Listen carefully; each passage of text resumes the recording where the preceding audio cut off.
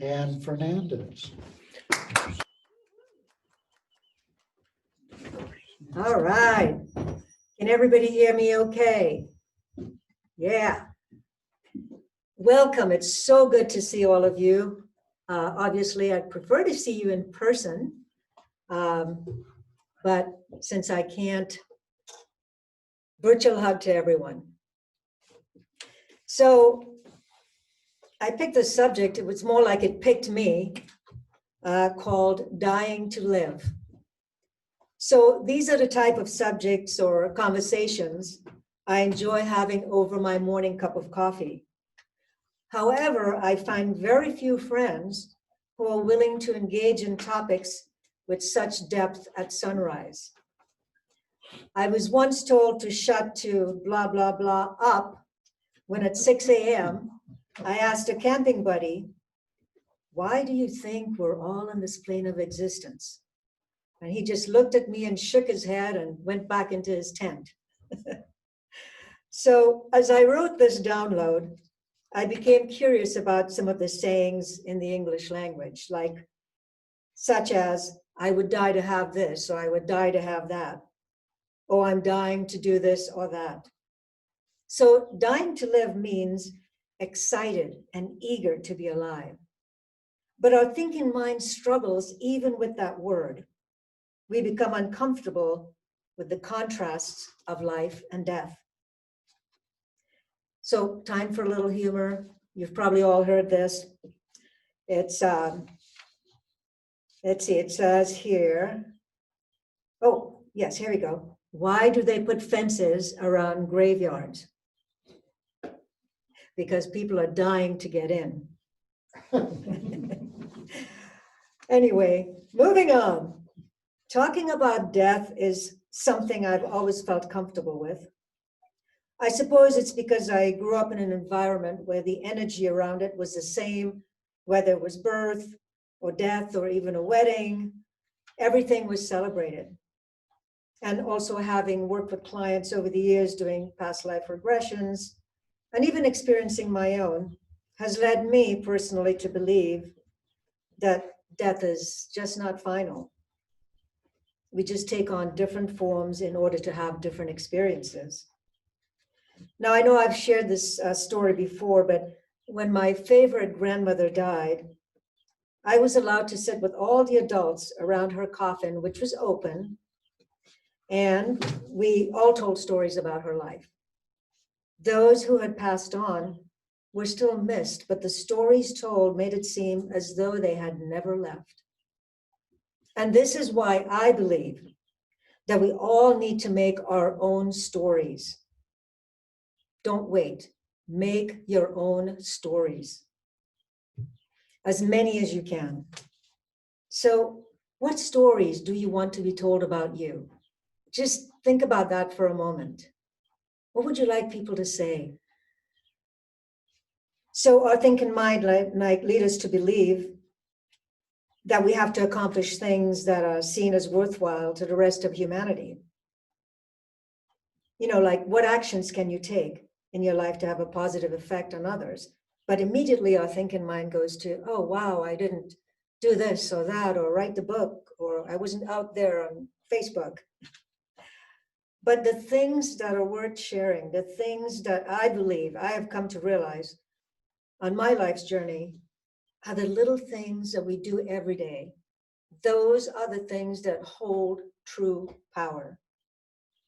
By simply being in alignment with your unique journey, speaking with compassion, and emanating an energy of love, you're already having a positive effect on all of life. So think about that for a moment. Just the little things you do every day, the words you speak, all those things have a powerful, powerful effect on all of life. There are opportunities every day to demonstrate love and compassion. And yes, most importantly, towards yourself. So in my adult years, as I walked the spiritual path, I came to understand this full circle of life and that life continues on every level. As I've said before, energy never dies. And I know most of us can all agree on that. But I believe that it is through dying that we truly live. Let me explain. Contemplating death can feel uncomfortable and morbid, but it can also change your life in beautiful ways. So there are monks who have been known to meditate photos of a corpse as a reminder of their own mortality. Now, I don't think we need to go down that path. But the power comes, excuse me, from the acknowledgement that we are on earth for a period of time. And this reminds us to live life fully. You know, even Native American tribes exhibit reverence and respect for life, and everything is sacred, from the dirt to the rocks to the trees and the animals. And death is considered a natural occurrence, something to be accepted rather than feared. So rather than disconnecting from the dead, they continue to have a relationship with them, and many stories are told and passed down. So according to their worldview, each of us has a place and a purpose in this world. And it is through the acceptance of death that life is lived with sacredness. Life's value is hidden in contrasts. You know, to know grief is to know love. To know sorrow is to know joy. And these contrasts can encourage you to live your life fully, right here, right now. You know, we've known others who have had a bucket list, and, you know, maybe they're at that phase of life, and all the things that they wanted to do, like making amends, singing, dancing, connecting with an absent family member, and of course the list goes on. And I too have a bucket list, but I think after today, I might just have to empty my bucket by taking some action. So look out. So why not let the idea of death persuade you to do all the things you want to do, to take the chances? Tell someone how you feel. Forgive, and dance. Fear and all the what ifs hold us back from truly living. So we play it safe and even tell ourselves that someday I'll do all these things that my heart desires, that my soul dreams of. But what if every once in a while we remember that we cannot be here forever? Would that thought move you beyond your fears and give you the courage to take action in this world? It can encourage you to live your life fully and make the best of your precious time here on this beautiful planet. I'm going to say that one again. It can encourage you to live your life fully and make the best of your precious time here on this beautiful, amazing planet. So even through this current pandemic, I've seen folks make changes on many levels. There's a deeper connection with families, with Grandmother Earth. I've heard many promises of, I will be more self-reliant, plant my own garden, be more connected with my community, you know, let go of stuff I no longer need. There is a kind of letting go, a kind of death, if you so want to look at it that way, of what no longer serves us. And in that space, there is an opportunity for a new way of being. In a way, this pandemic has helped us to stay present. The fear of possibly dying has caused us to shift our thinking, and our awareness has expanded. Let's not wait for the 2x4 to wake us up to truly living. You know, scientists have proven that our cells die and are being replaced with new ones, at least daily. So on a different level, death and birth is constantly occurring. When we let go of an old idea or belief, it is a kind of death, which then creates space for the birth of a new and current beliefs that are in alignment with our life, with our spiritual path.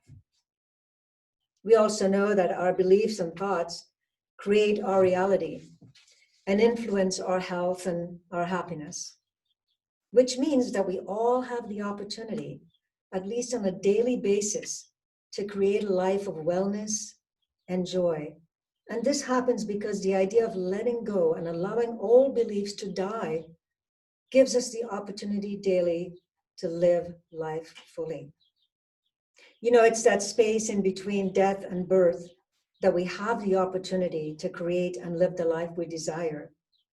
It's the space between the contrasts in life, joy and sorrow, love and loss, that allow us to be reborn constantly. So yeah, this morbid subject is here to remind us that we can create and live the life we want.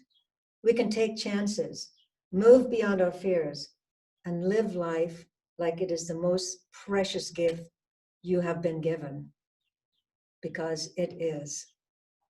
So live life like it is the most precious gift you have been given, because it is. So I would like to move towards an ending here with a what if. Just something to ponder. What if our children were taught about death just the same way we talk with them about birth and other things?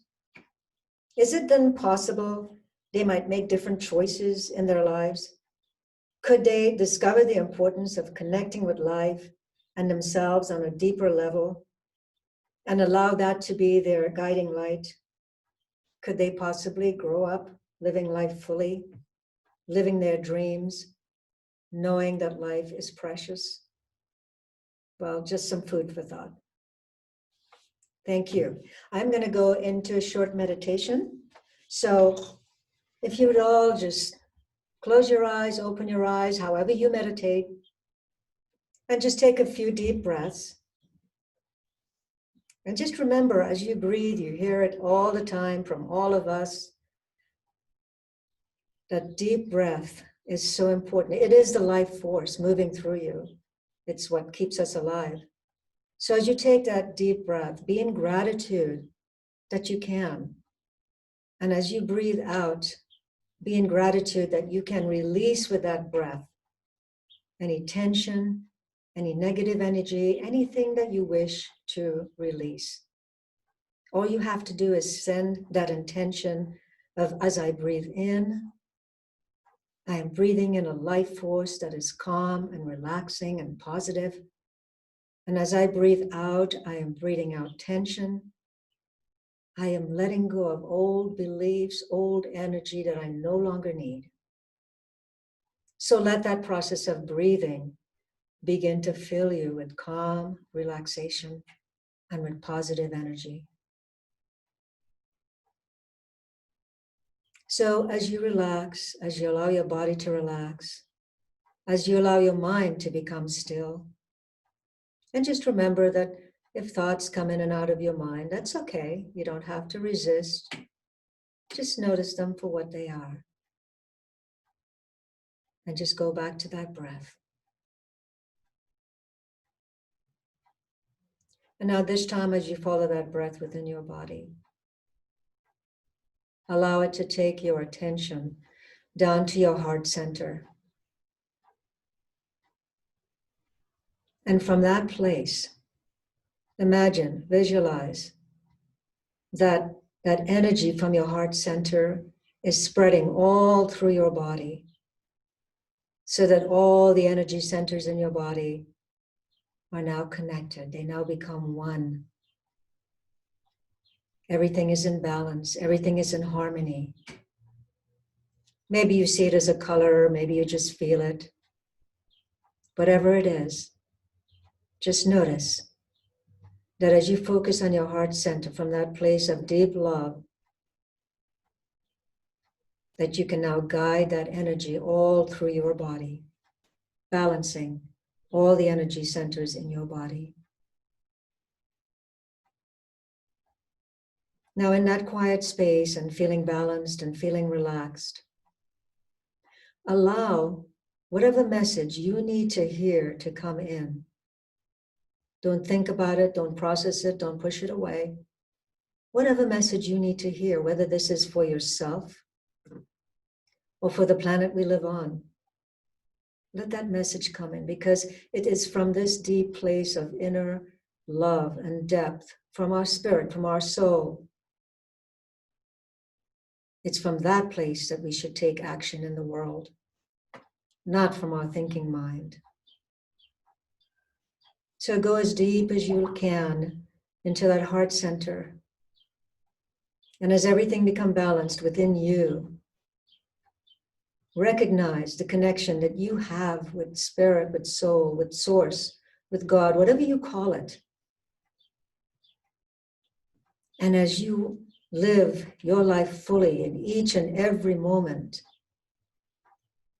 speak from that place, act from that place, be from that place. You know, we all have a different purpose, a different path. So don't be pulled away from your center, from your space, when everyone else might be shouting and raging. If you feel in your heart that you need to be still and come from a place of love, that can also be powerful. That energy can go out into the world and have an effect on everything around you, on everyone. Only you know what your place is. But just know that it comes from that focus on source, on your heart, on your own spirit, on your own soul. So as you take a deep breath and you slowly begin to bring your awareness back, maybe something you can inwardly say to yourself: I commit to living my life fully, from my heart, from my own soul, from my own spirit. And so it is. Thank you.